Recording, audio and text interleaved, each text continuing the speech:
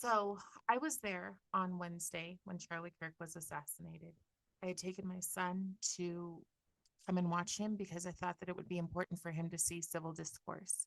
He had not really heard of Charlie Kirk. I mean, he'd seen like maybe a few clips here and there, but we're much more of he's much more interested in Tim Pool. So I thought that it would be good for him to see discourse. He's a senior, he's in debate. I thought that would be a great idea.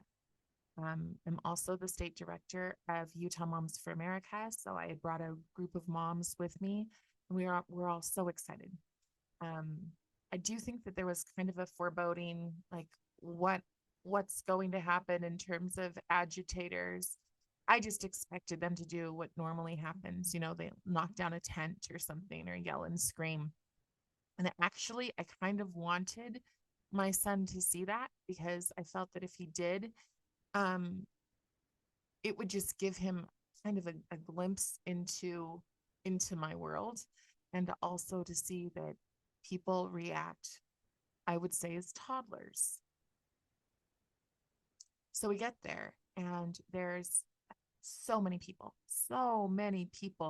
and I'm going out and giving them my business card, just different people, and some people who are different um, ethnic minorities, especially different Latin groups were there. And it was so cool to see them because they were like, "We love Charlie Kirk." And I was like, "You do, you're not supposed to, just like I'm not supposed to." And we were just talking, and they were like, "No, I want my kids to love this country. I want them to have good values. I don't want them to see themselves as victims." All of the normal stuff, right? The normal stuff that if you follow my channel at all, this is what I talk about all the time.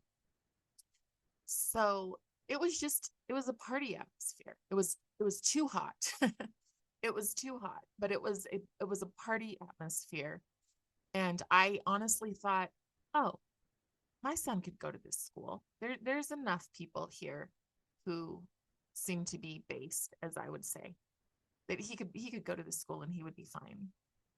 And I had given him a question. I'm not going to lie. I'd given him a question that I wanted him to ask Charlie Kirk because I thought it would be more powerful coming from a teenager than coming from a mother.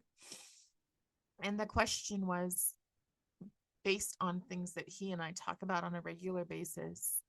How can I stand up when our social media has been taken from us? Basically, our phones have been taken from us in the classroom. And I know that's divided on both sides of the aisle, but when their phones are taken from them in the classroom and a teacher wants to say things to them, and we will get into the things that happen, a teacher wants to say things to them, they no longer have proof. And unfortunately, so many of our educational institutions side with leftist ideology that your kid is left defenseless. So we talked about that before. He's the one who expressed it to me, and I just said, "That's the perfect question to ask. Why don't you ask it?" So he was in line to ask the question. And honestly, I have no other thing. It was an absolute miracle that at the time of the gunshot, so this first man, he gets up and he talks for about 22 minutes. It was a really long time. And I remember looking at my clock going, "Holy cow, this guy is talking for a very, very long time." Um, and who knows if that has anything to do with it or not. I don't know. I don't like to guess on things like that. But it was a really long time when there's a huge line, probably of 60 people ready to ask a question. So he talks and he asks Charlie Kirk about religion. We're in Utah. Charlie Kirk is like me. He's an evangelical Christian living in LDS stronghold of Utah. Um, Although that's another thing that we will get to. So, and he's so gracious. He even says, "I feel like maybe I'm going to be set up here, but I love Mormons. I love their values." And he said, and I don't think he was joking. He said, "You need to get back to what you were before as opposed to what's going on now." And of course, that does not mean for everyone, but there is a progressive infiltration. There are groups, I will mention them, in this broadcast.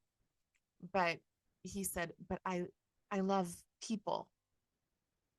And I think that the fact that he was able to say that and to stand up for his own faith as the last thing that he did, that was exactly what he said he wanted his legacy to be. So the person asked their questions.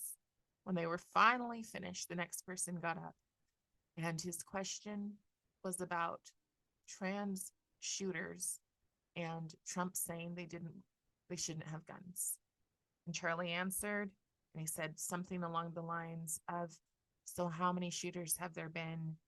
And the other guy said, how many shooters? And then he responded, there have been five. And yeah, that's too many, but there have been five. And Charlie said something about gangs and pop. And we heard a pop. And it was shocking. People were turning around. It was kind of like, did we just hear a firecracker? And somebody said, Charlie's been shot. Everybody get down. So the video, and I'm very aware of the video because my husband caught a lot of the footage that's been all over the news. But what people didn't see is that everybody got down on the ground, or most of us got down on the ground. And if there were people around us that we could try to cover, we were trying to do that. We were literally trying to like pull them in and get people to stay down on the ground.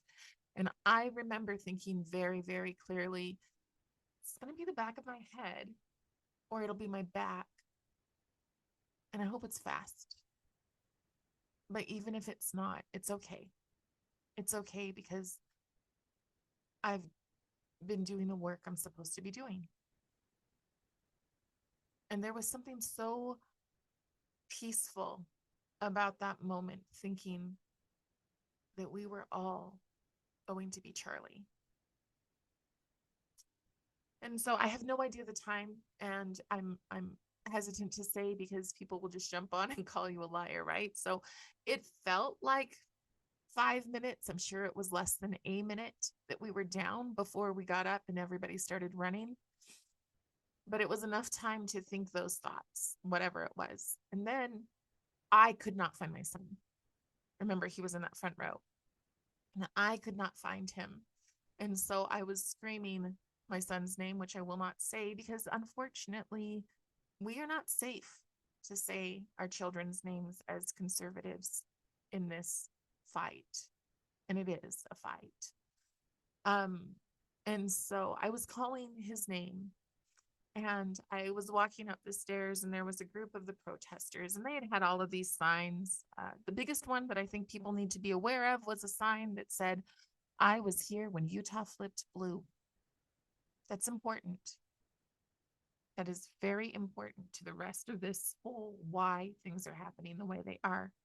And there were signs that were anti-Christian and there were signs that weren't so. They were just, Jesus was an immigrant.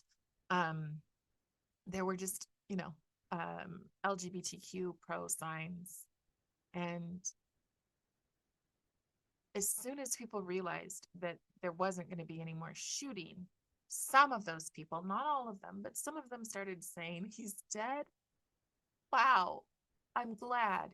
He deserved it. And I did not have my most gracious moment. As I walked up those stairs, I was saying, yeah, so much for your kind and inclusive, right? You're inclusive, everybody belongs, all that belonging. And I was in shock to the point, first I couldn't find my son. So I'm in the shock to the point that my hand is shaking like this. I can't even pick up my phone. And I'm watching and those kids sit down and I just feel the need to walk over to them. So I walk over to them and I said, you know what? This is what happens when you're taught to divide, when you're taught to other, when you're taught to believe that people who disagree with you don't deserve to exist. This is what happens. And those kids who were probably freshmen, maybe sophomores, they were not seniors, I don't think, at UVU, said, we're traumatized. Why would you tell us this? I will tell you this because our kids are being taught to hate 100%. It's what they're being taught. And Charlie Kirk, whether you like him or not, and I would encourage you because all of his videos are out. There were things I'd never heard. I got these lists of, well, he said this and he said this and he said this. And especially as a Black woman, do you know he said this? And so I've been listening to the full context of what he said. Because normally you just get those little clips when you're, driving and it flips through. I didn't watch him as a regular. He wasn't on my playlist. But I've been watching and listening to him, and I think that he was truthful. And that is a huge problem. But more than that is he was logical. So he would bring out as much evidence as he could, statistics and everything else as he's talking. He's like a walking encyclopedia as he's talking and bringing up these points. And what I noticed from the other people is they're relying on feelings, not facts, over and over again. And the talking points are the same talking points that I hear as a parental rights advocate all the time. They're talking points that can be debunked like that. The problem is people don't even want to hear it. They just jump on this bandwagon, and that bandwagon is a cultural revolution. So if you'll bear with me, I'm going to open up my notes just to make sure that I stay on task here.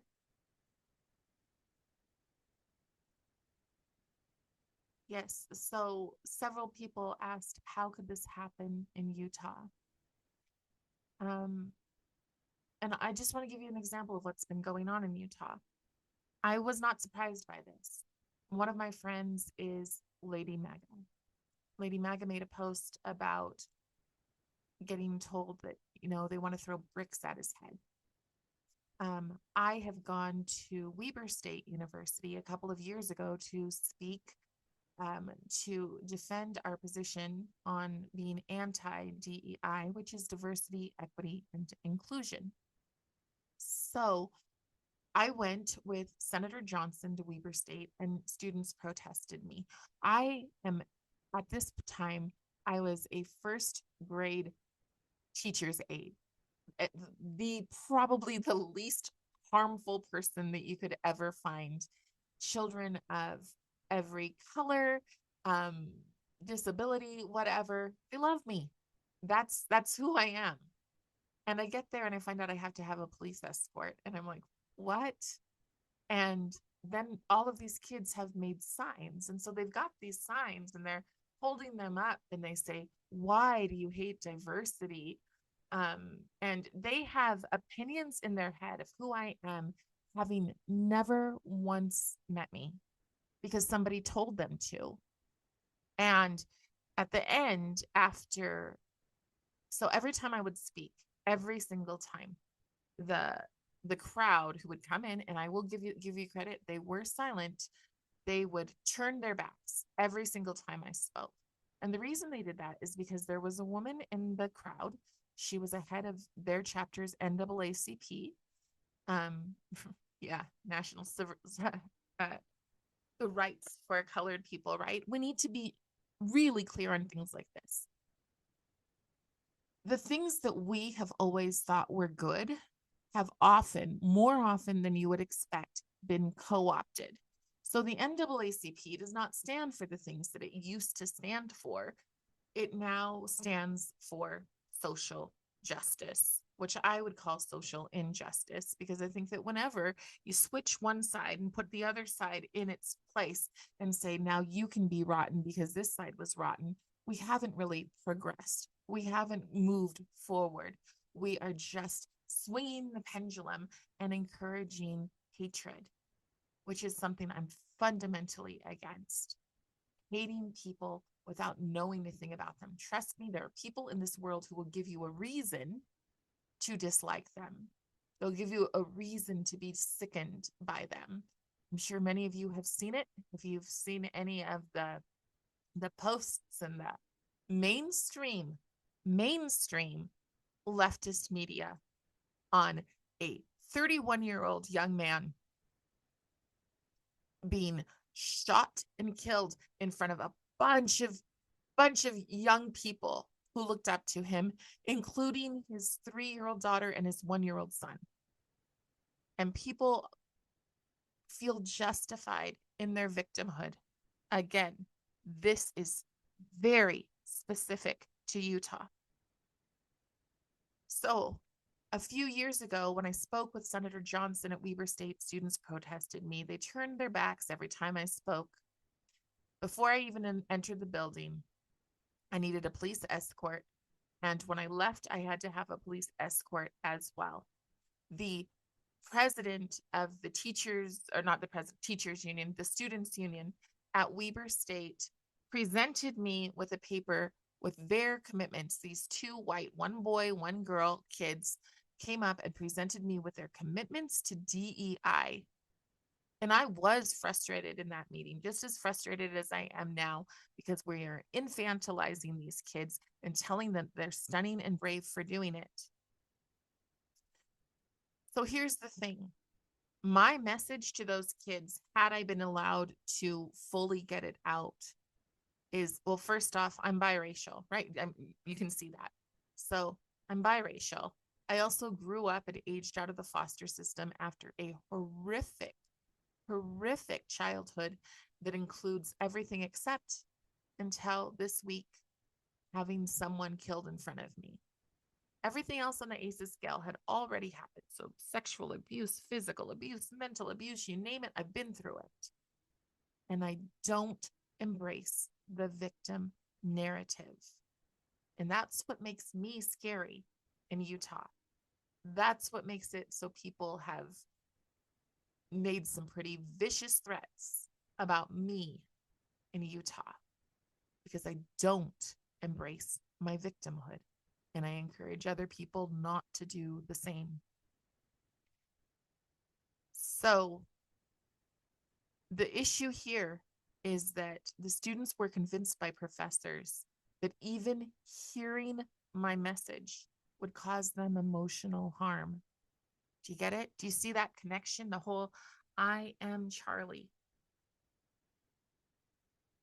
We are supposed to be so self-censoring that we can't have conversations, because our children are being taught that to hear words that hurt them is emotional harm. Right now on my own Facebook page, I have an attorney who's saying, oh, well, it turns out some people don't like hearing bad things, and justifying killing someone because you don't like to hear bad things. Or you don't, not even bad things, just things that you don't like. There was another person, a man, who made a list of all of the things Charlie Kirk should never have been allowed to say. He said, in his defense, he said Charlie should never have been shot. But here's some things he should never have been allowed to say. In Stronghold, Mormon, Utah, he felt that it was wrong for the words, wives obey your husband. Now, here's the thing. There's more to that verse. It's wives obey your husband, but husbands love your wives like Christ loved the church. That's our faith. There are many, many girls who would like a strong enough husband that they feel like they could respect. That's factual. That happens all the time. You get to be a stay-at-home mom. Wow, I really want to do that. And I really want to homeschool. And they say it in hushed tones as if it's something to be ashamed of. And it's not. But in Stronghold, Utah, feminism rules supreme. So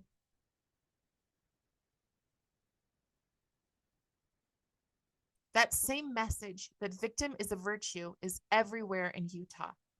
And let me tell you where it starts. It starts really early. It starts with Head Start programs, early childhood educations teaching inclusive preschool curricula. Inclusive, meaning that we're starting to queer education for small children.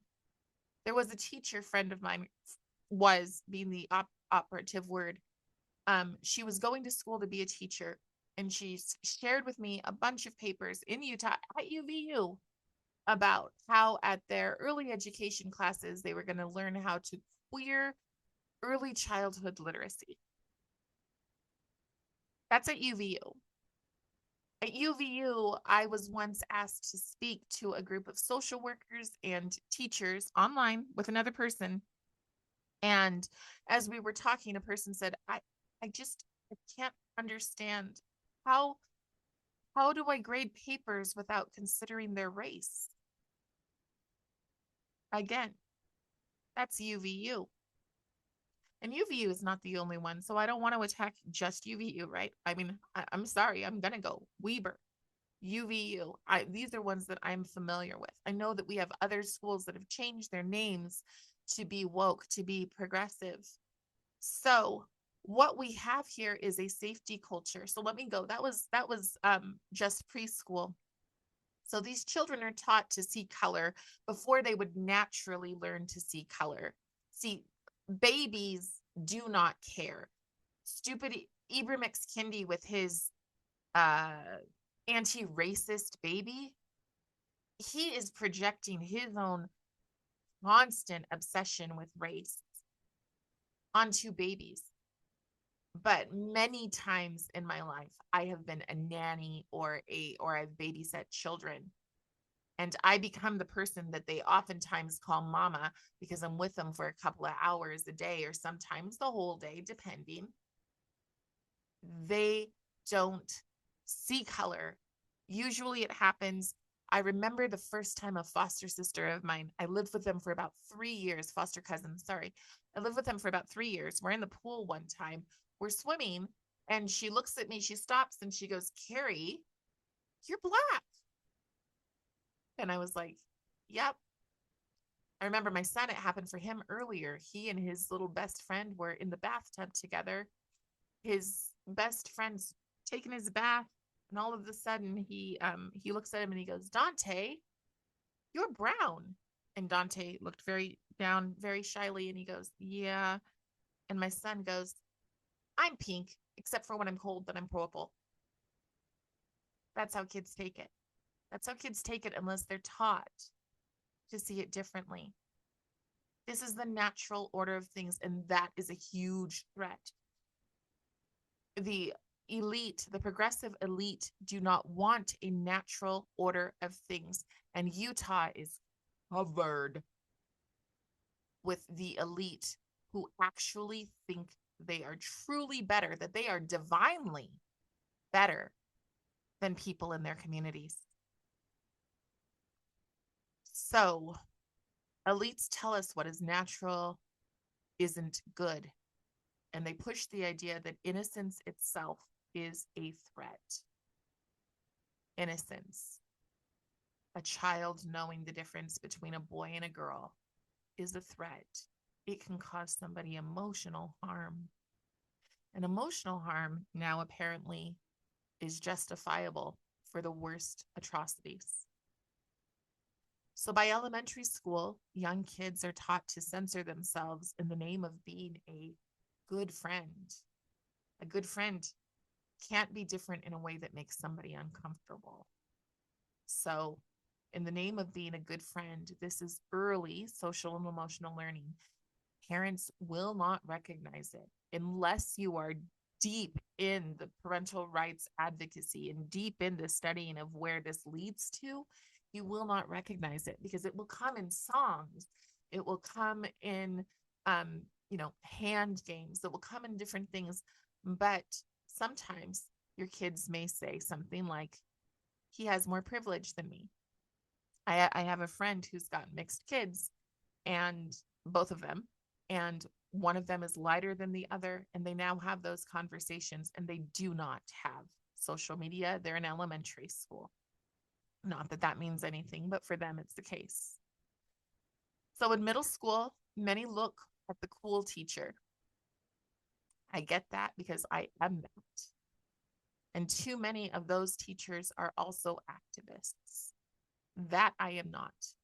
The kids don't get to know what I do. But there are many activists who stick up on their walls. In my classroom, this is a safe place. If your parents don't support you, I'm your new mommy now. There are people, there are clubs like GSA, clubs like that, where they favor the kids who are in the club. The kids in the club, they might get pizza, they might get candy. Oh my goodness, the teacher might actually take them. This has happened. Take them across the street to get them a soda that they can drink in class. They can be on their cell phones because they're special. But the other kids who aren't part of the club, well, it's okay if words like fascist come out towards these kids.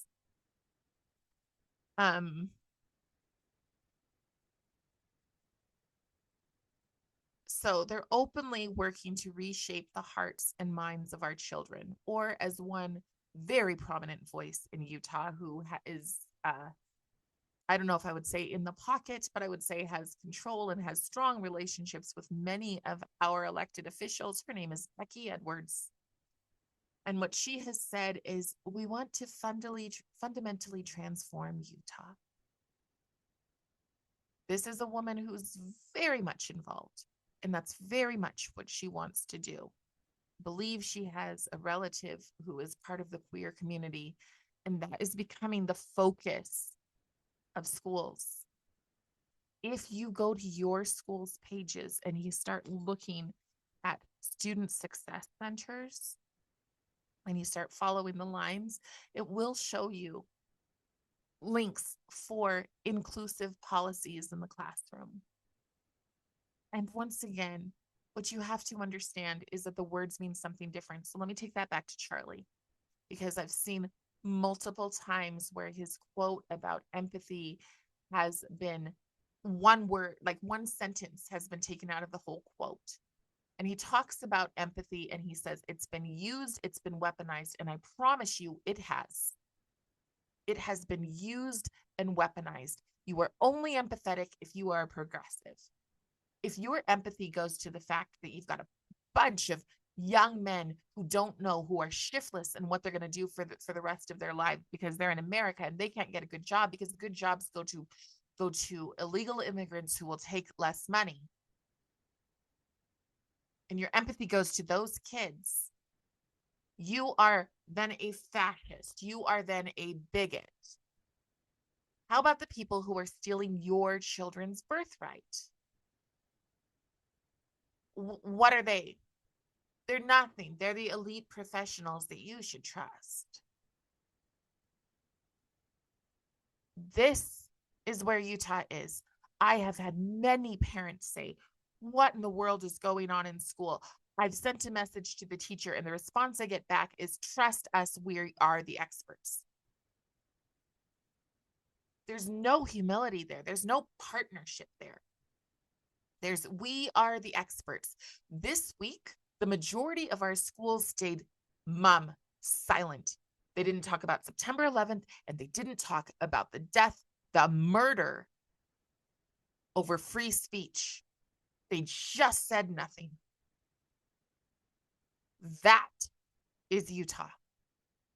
I will shout out, though, that there were some charter schools that intentionally made a commitment to free speech and honored Mr. Kirk's legacy.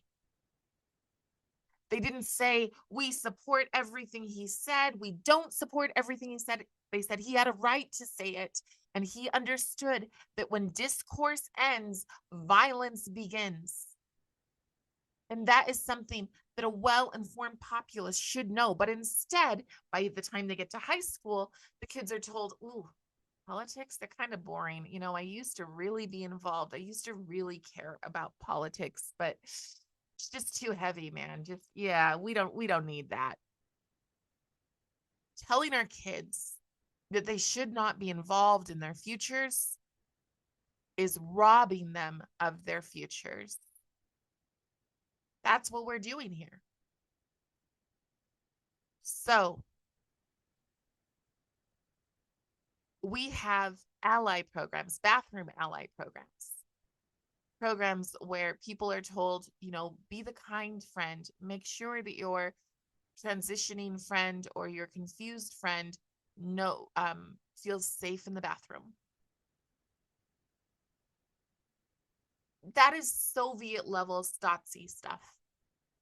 Basically, report on the people who don't make your friend feel comfortable in the bathroom. We are raising narcissists under the name of keeping people safe. And the problem with that is that when you tell people they are unsafe, they're unsafe, they're unsafe, you're feeding that into their mind. You're spreading a cancer. And we have been doing that. This is why I believe that Utah is sick. Our children are sick because parents have been conditioned to check out. I'm sure there's things I've said that you guys are like, oh, I don't know what she's talking about. But parents have been conditioned to check out, to trust the experts. A young woman once asked me, well, she told me, she said, us kids know something is wrong. The more they tell us that we need to have inclusion, the more divided that we are. And as kids know, so when are the adults going to stand for us? That question has never left me. Charlie Kirk wanted to leave behind a legacy of courage, and his courage was contagious. His movement was spreading because he called young people to reason, and he rejected infantilizing them. He rejected telling them that their feelings matter more than anything else. And I promise you, I've seen it in curriculum books. They are saying specifically, I would never have come up with this on my own. My brain doesn't work this way. They're saying specifically, children should be steered towards pathos as it's more effective in advocating / activism work. Children should be steered towards pathos and to ignore logos or logos, however you say it. Like I said, I would never have come up with these words. So children should ignore logic and lean into emotion, lean into, I don't feel safe. That is not the same as saying you are not safe. You know who was not safe? The conservatives out there going, are we next? We were not safe, literally. And the second after we were not safe, we got up and moved to the next place. We did the next thing. When you tell them that their feelings matter more than anything else, they are emotionally debilitated, they are weak, and they are controllable.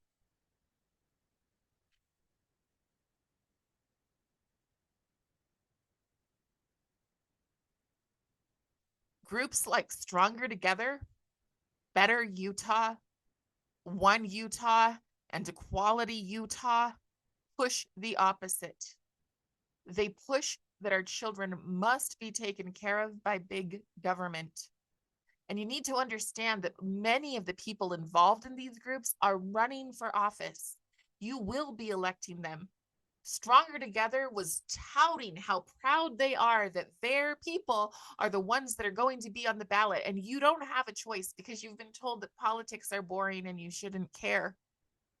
And these are people who openly went after, well, sort of openly, they went after texts that we've seen that have said, this person isn't going to support our LGBTQIA plus youth. No, they were just going to support all youth. See, real inclusion means everyone gets a seat at the table. Progressive inclusion is a repeat of the worst parts of history. It means that there is an out group. Who's had an out group? Think about that. Who has had an out group?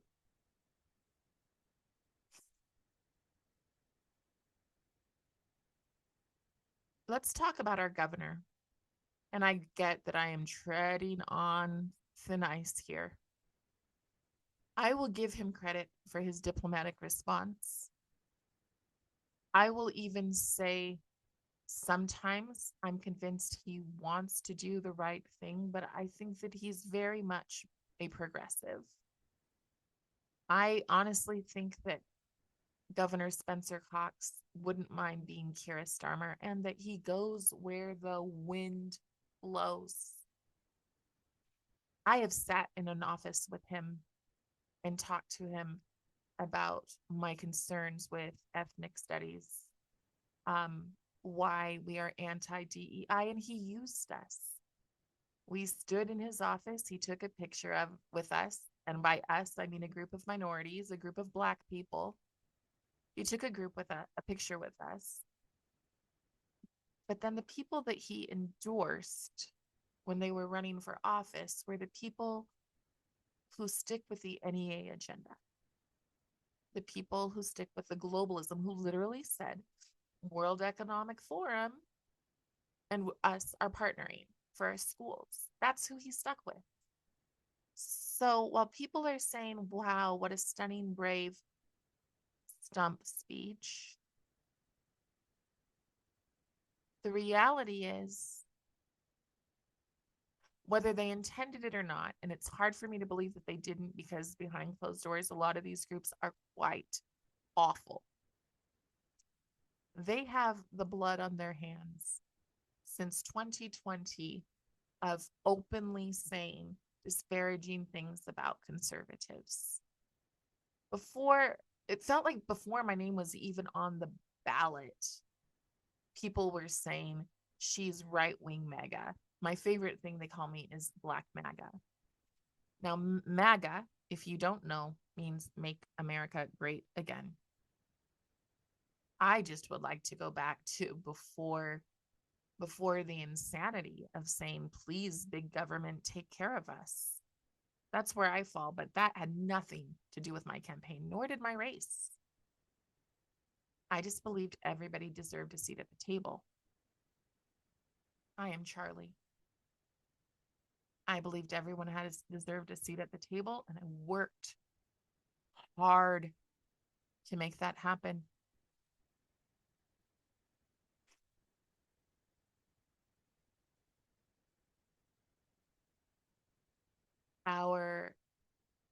Many of our elected leaders, our clergy, our neighbors, our teachers, all say, don't make waves, be peacekeepers. That is very different than being a peacemaker. I will never advocate for violence, but I do think we need to get mad.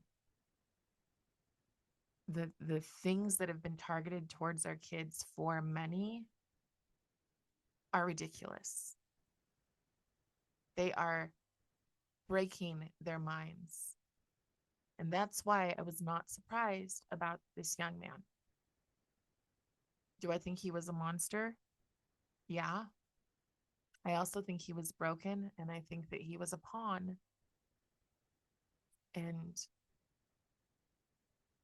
I have had the privilege of knowing people who have come out of the cult of progressivism. And they're such beautiful souls. And he was not there. He's deeply, deeply rooted in progressive cult.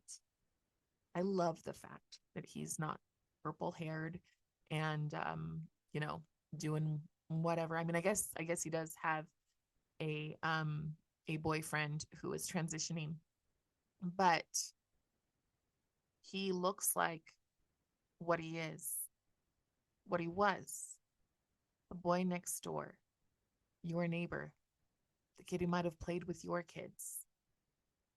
And was he exposed by the internet alone? Who knows? I mean, we do know that he had apparently a very large internet connection.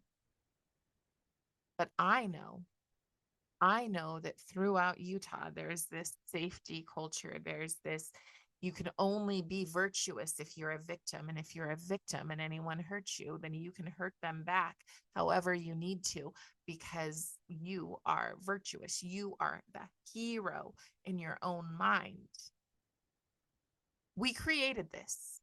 And when I've gone to DC, when I've gone to Sacramento, when I've gone to these big conventions, when I've gone to New Orleans, and I sit in a room with people, they all say, what is up with Utah?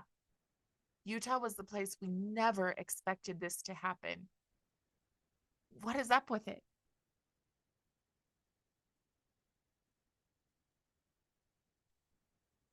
So let me be clear. Silence is not speech. I'm sorry, silence is not peace. Silence allows socialism to spread. Our children need heroes. When adults model weakness, when they stay quiet, when they are afraid to speak truth, when they know it clear as day, but they're afraid, when they do that, then that's all their children see. But more than that, when adults model weakness, activists pick up the slack. They're building youth centers. And we think, oh, that's good for our homeless youth. But how many homeless youth do we have in Payson? They're building youth centers because youth centers will give them the things and separate them from their family units. Many of our clubs, not all of them, but many, and you have to do your due diligence. Many of our clubs are about radicalizing and liberating their words, liberating and radicalizing the next generation. Charlie, when asked by a gay student,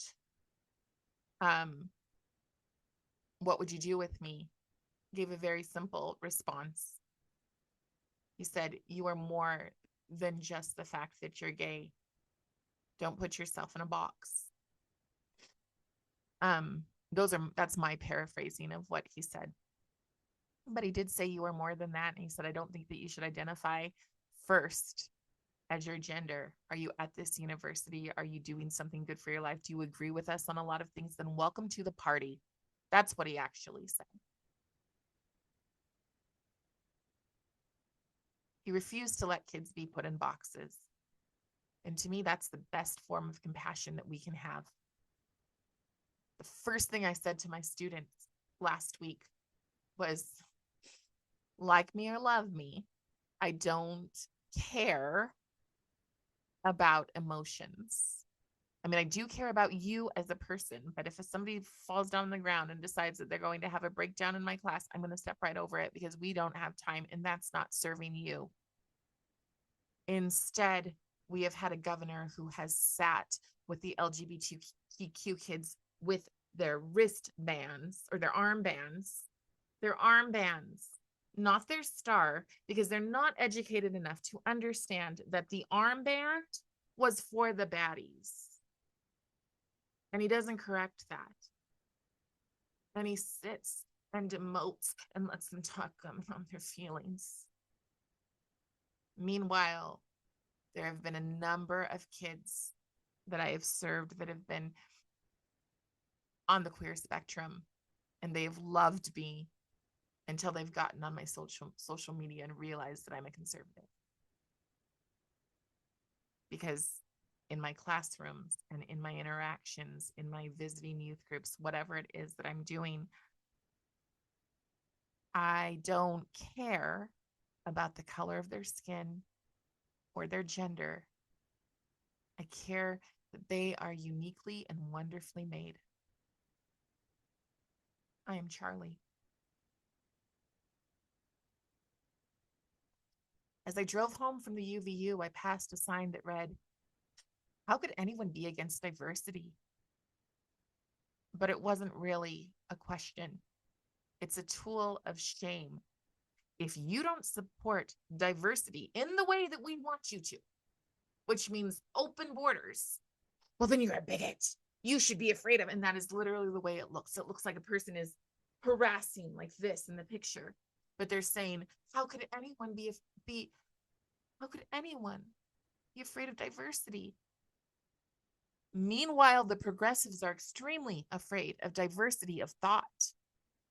So afraid that a man was killed for having diversity of thought.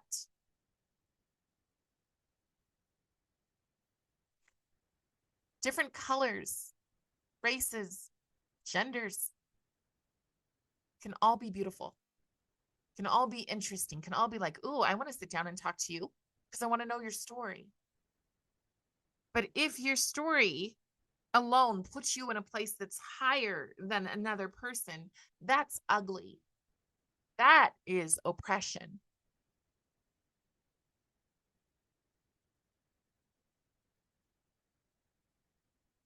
I believe the diversity is beautiful when we have assimilation. That's my own personal thing. If you don't have some level of assimilation, then you have no country. And to even say that is considered hate speech and harmful and makes me a bigot to a lot of people in the education world right here in rural Utah.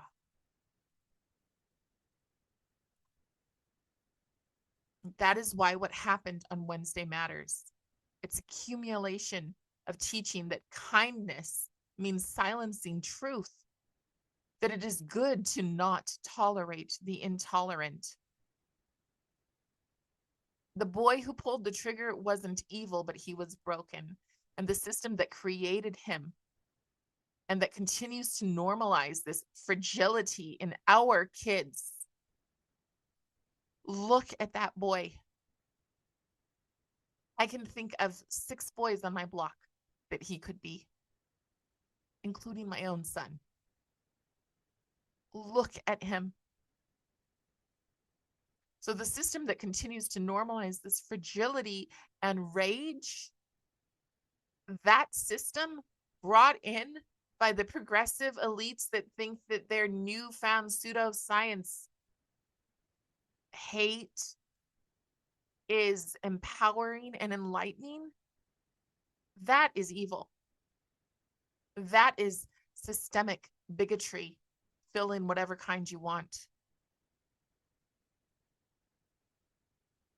If I haven't made it very clear, I know what it is to be hated for speaking boldly. I know the fear of wondering, is my car going to get blown up? Am I going to get shot? Am I safe to be with friends? And I still want to encourage you to do it anyway. Because we are Charlie. The morning that Charlie died, I listened to the video where he said, he was asked what, I'm sorry, it's not correct. I listened to the video from the day that Charlie was asked what he wanted to pass on when he died. And he answered, a man who stood with courage for his faith. His faith drove him, and his courage made him unshakable. Charlie Kirk became a martyr on Wednesday. And whether or not you want to use the word saint, it really doesn't matter. But he increasingly and unceasingly worked for good, for hope, and for the next generation. I cannot tell you how many young people were saying he's the only person who talked to us. Do you know what that tells me? Where are their parents? Where is the connection? Have we checked out? Have we thought, oh, we're done. We've raised them, we're done. He's the only person who talked to them.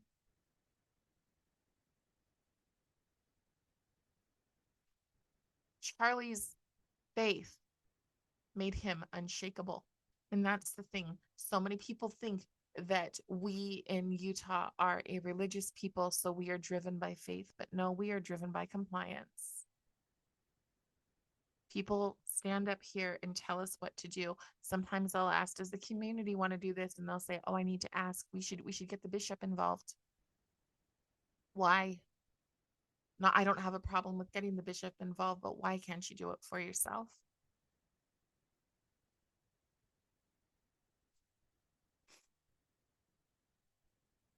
So Utah is filled with trauma-informed care, with forced compassion that really isn't. That's the culture that we live in. We live in a place where when we speak, people will screenshot, share, and tap us for hate.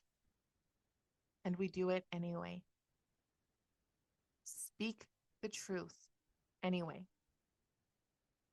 Stand with courage. That's where we're at. I'm going to go look and see if there's any comments. There's a whole bunch. Oh no. People are saying the volume is a little low. I'm so sorry. I hope you could hear it.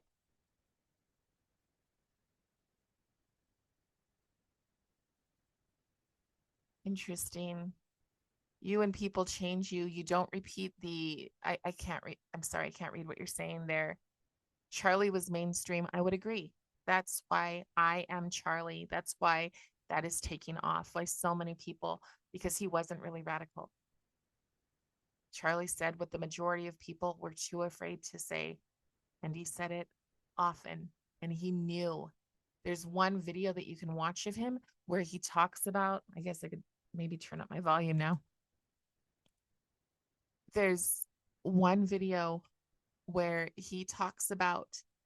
um he talks about what he gets called. He talks about all the things that the death threats. I think he had to know. I think there have been enough people in Utah that are connected enough to say Utah is a blue state with a red kind of, I don't know, like a red lens over it. We use that.